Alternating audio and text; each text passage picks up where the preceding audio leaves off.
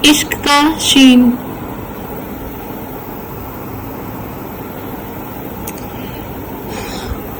مجذوب یوں تیز سے قدم اٹھاتا چل رہا تھا جیسے کہیں پہنچنے کی جلدی ہو. پھر وہ یکدم سے بیٹھ گیا اور ساکت ہو گیا. اس کے جسم میں تو کپڑوں میں بھی جنبش نہیں تھی، حالانکہ خاصی تیز ہوا چل رہی تھی. اور ٹھاکر پرتاپ سنگھ تیزی سے آگے بڑھا، نہ جانے کیوں وہ پریشان ہو گیا تھا.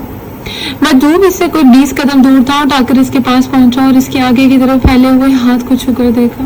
وہ حیران ہو گیا کہ مجذوب کا ہاتھ برف کی طرح سرد ہو رہا تھا. ٹھاکر سیدھا کھڑا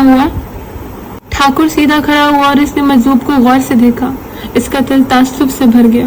مجذوب کے سینے میں سانسوں کا تموج بھی نہ تھا. اس نے سوچا یہ تو کوئی اچھا شگن نہیں ہے. رات کے شبھ دن تو ایسا نہیں ہونا چاہیے، اور ہونا تھا تو کم سے کم یہاں نہ ہوتا. اور مجذوب کا چہرہ اور ہاتھ دھول میں اٹے تھے اور اس کا کرتا جگہ جگہ سے پھٹا ہوا تھا، اور پاجامے سے اگر پیون نکال دیے جائیں تو شاید کچھ بھی نہ بچتا.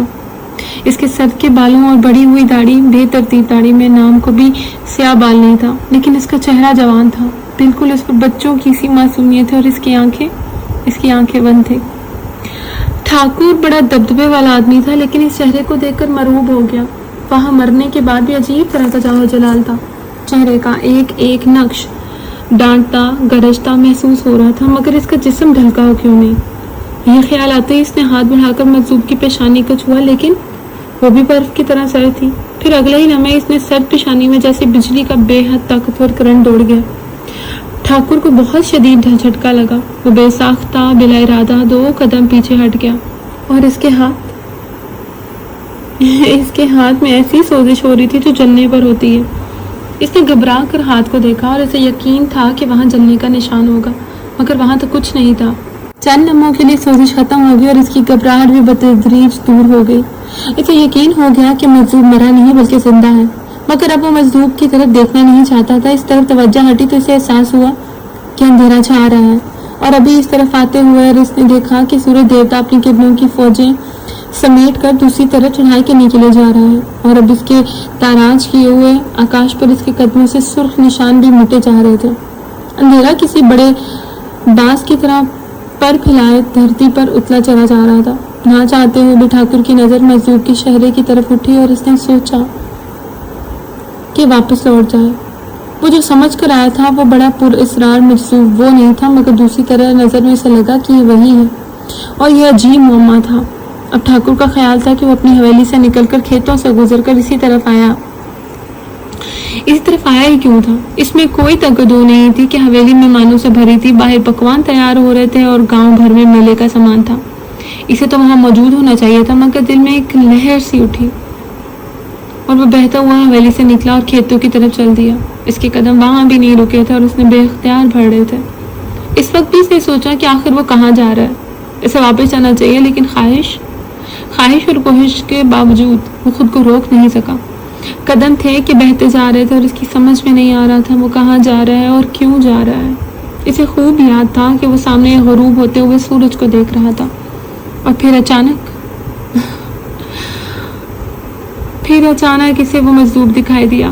وہ اچانک ہی نمودار ہوا، اور یہ اس کے لیے سامنے حد تک کہیں کوئی رکاوٹ نہیں تھی، کوئی ایسی آڑ، کوئی ایسا موڑ نہیں تھا جہاں سے وہ سامنے آتا. اس نے سوچا اس کی کیفیت ہی کچھ عجیب تھی. ممکن ہے اس نے مجذوب کو دیکھ کر ہی نہ دیکھا ہو. کچھ جادو تو نہیں ہو سکتا. مجذوب زمین سے تو اگنے سے رہا. مجذوب بہت دور تھا، اتنا دور کہ نہ اس کے چہرے کے نقوش نظر آ رہے تھے، نہ اس کا پھٹا ہوا کرتا دکھائی دے رہا تھا. ایسے وہ اسے مجذوب کیوں سمجھ رہا تھا؟ اسے تو اس کی کوئی جوگی سمجھنا چاہیے تھا. اس ماترزانہ سوال کے اس کے ذہن میں سوال اٹھایا. ہونا تو نہیں چاہیے تھا. سچ یہ تھا کہ مجذوب وہ سمجھتا تھا. بہت برس پہلے زمانہ تعلیم میں اس نے ایک ایسے شخص کو دیکھا تھا جو دنیا مافیا سے بے خبر تھا. تب اس کے ہم جماعت مسلمان دوست امان اللہ نے اسے بتایا تھا، اور اس بار بھی خود کو محبت سے بچا لیا تھا. برسوں پہلے امان اللہ نے نصیحت کی کہ ایسے لوگوں سے الجھنا اچھا نہیں ہوتا جو کہیں چپ چاپ سن لو. وہ میرے گاؤں ہے مہاراج. اس نے کہا. ہاں، اس کا نام ٹھاکروں کی گھڑی ہے. نہیں رہے گا، نہ یہ گاؤں، نہ یہ نام. یہ اجڑ جائے گا. بد دعائیں بھی لوگوں کو اجاڑ دیتی ہیں. फिर दोबारा आबाद होगा। और जिंदगियां सबकी आबाद होती हैं। हाँ, इसका नाम हक नगर होगा, बड़ी ही रौनक होगी वहाँ। ठाकुर को बुरा तो बहुत लगा मगर बर्दाश्त कर गया। देखा कि मेरी बातें गौर से सुनो और भूलना मत। मजूब ने ठाकुर से कहा कि वो चिराग जिसने रोशन किया इसकी हिफाजत भी वही करेगा, लेकिन इसके सामने हवा के लिए आड़ बनकर खड़ा होगा तो तेरा ही भला होगा। चिराग को तो रोशन ही रहना है, इसे कोई नहीं बुझा सकता। ठाकुर की समझ में कुछ नहीं आया मगर इसने आजिज़ी से कहा, मैं समझ गया महाराज। और सुन, वो तुझे मिला ये रब का एहसान है तुझ पर। तेरी समझ में इसकी बातें नहीं आएंगी। तू ना इससे बहस करना ना सख्ती करना इस पर, इसे किसी बात से मत रोकना, इसको दे देना, इसके बदले सख्ती मत करना। इसकी बातें आएंगी, ना इससे बहस करना ना सख्ती करना, इसे किसी बात से मत रोकना और इसकी बात मान लिया करना। इसका दिल मैला ना होने देना, इसका बंद कर रहना, तेरा ही भला इसमें। जान दे देना इसके लिए, पर तेरा खोटा सिक्का भी अशरफी के मोल चले जाएगा। इस बार ठाकुर की समझ में बात पूरी तरह आई थी। वो तो मेरी जान है महाराज, कुछ भी हो जाए, वो कुछ भी करे, हमेशा इसे जान ही समझना। मजसूब का लहजा सख्त हो गया था। अब वापस चला जा, वहाँ हवेली में तेरी जरूरत है, वहाँ ढूंढ पड़ी है, तेरा बच्चा खो गया। ठाकुर के होश उड़ गए। मेरा बच्चा? हाँ, घबरा मत, मजूब ने हाथ उठाकर कहा। तेरा बच्चा महफूज है और वो इस कमरे में है जिसे इसके लिए मखसूस कर दिया गया है। अब वही इसका कमरा है, जब तक वो इस हवेली में है इस कमरे में रहेगा। ठाकुर का राजपूती खून जोश खा गया। ये कैसा मजाक है? 22 साल बाद इसे बेटा मिला तो इसके फैसले दूसरे लोग कर रहे हैं। इसे बताया जा रहा है कि इसकी अपनी हवेली में इसके बेटे किस कमरे में रहना है। क्षमा करना महाराज, इसने बड़े दबे से लहजे में कहा। तुम ठाकुर लोग अपने मामलात में दूसरों की मुदाखलत कबूल क्यों नहीं करते? मजूब को जलाल आ गया था देखने की तरफ। इसके लहजे में बिजली की थी कड़क थी। और मेरी बात गौर से सुन, अपनी ठाकरी को भूल जा और ये बच्चा तुझे तेरी ठाकरी की कीमत पर मिला है। ठाकुर ने सर उठाया और पहली बार वो बराह रास्त मजूब की आंखों में देख रहा था। इसने देखा तो देखते ही रह गया। इन आंखों के सिवाय इसे कुछ याद नहीं रहा। वो आंखें अजीब थी, इनमें वला की चमक मजूब के जवान चेहरे से हम आहंग थी। इनमें जहां दीदगी थी, दानिश थी, मजूब के सर और दाढ़ी के सफेद बालों से मैच कर रही थी। वो हमेशा बूढ़ी भी थी और जवान भी। मेरी बात गौर से सुन, मैं यहाँ यूं ही वक्त ज़ाया करने के लिए नहीं आया। मजूब की आवाज़ कहीं दूर से आती महसूस हुई तो वह हमतम मतवजा हो गया। हवेली में बहुत परेशान है, पागलों की तरह बच्चे ढूंढ रहे हैं, लेकिन वो उसे नहीं ढूंढ सकते। तुझे जाकर सबको मुतमईन करना है। वो कमरा कौन सा है महाराज? ठाकुर अब भी इसकी आंखों में देख रहा था। पिछवाड़े की तरफ जो कोने वाला कमरा है। ठाकुर के रोंगटे खड़े हो गए, आंखों से दहशत झलकने लगी और इसने कमरे का तस्वुर किया। वो हर वक्त नकफल रहता था तो वो इस पर लर्जा चढ़ गया।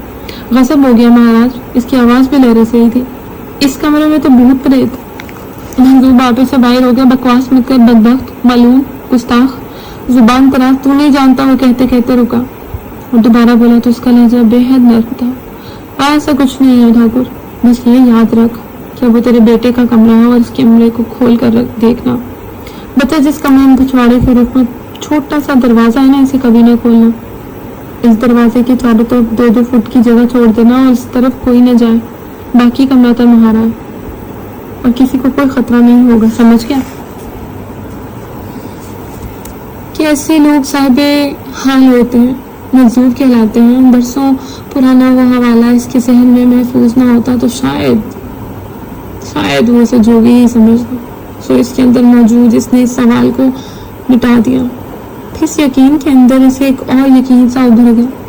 इसने सोचा ये वही बुजुर्ग मातरजाना सवाल ने फिर सर उठाने की कोशिश की जिसने ठीक 1 साल पहले ख्वाब में देखा था। इस यकीन के साथ पिछली मातरजाना सवाल फिर सर उठाने की कोशिश की। ये कैसे सोचा जा सकता है ये वही बुजुर्ग है जबकि आने वाले का चेहरा तक न दिखाई दे रहा है। अंदर के यकीन ने फिर से सवाल के अंदर सर पर धुप से मार दिया और खामोश बेअदब ये वही है। इसके साथ ही ठाकुर कदम जैसे जमीन में गिर गए। आगे बढ़ने की वो लहर गायब होगी और यहाँ तक इसे खींच के लाई थी। وہ مجذوب کو آگے بڑھتے دیکھ رہا تھا اور مجذوب کے چہرے کے نقوش واضح ہوئے تو اس نے دل میں کہا نہیں، یہ وہ خواب والا بزرگ نہیں ہے۔ یہ ایک بات بھی عجیب تھی، ہر شخص بارہا کسی نہ کسی اجنبی کو خواب میں دیکھتا ہے، سو کر اٹھتا ہے، وہ چہرے سے یاد بھی ہوتا ہے، یاد بھی ہو تو تھوڑی دیر میں محو ہو جاتا ہے، لیکن ٹھاکر پرتاپ سنگھ نے 1 سال پہلے جس بزرگ کو خواب میں دیکھا تھا اسے اس کا چہرہ اب بھی یاد تھا۔ وہ جب بھی تصور کرتا ہے اس کا جیتا جاگتا چہرہ اس کے سامنے آ جاتا ہے، چہرے کے ہر نقش اور تاثر سمیت اس نے جان لیا کہ یہ مجذوب وہ نہیں ہے۔ اگر مجذوب 2 قدم آگے آیا تو ٹھاکر کو لگا یہ وہی بزرگ ہے۔ اگلے لمحے نے اس کی نفی کر دی، شاید کسی خاص زاویے سے وہ اس بزرگ جیسا لگتا تھا، شاید کوئی مشابہت تھی ان دونوں میں مگر دور کی۔ پھر مجذوب اچانک بیٹھ گیا، مر گیا تھا۔ ٹھاکر تم یہاں کیوں آئے ہو؟ یہ آواز سن کر ٹھاکر اچھل پڑا اور سوچوں کا سلسلہ ٹوٹ گیا۔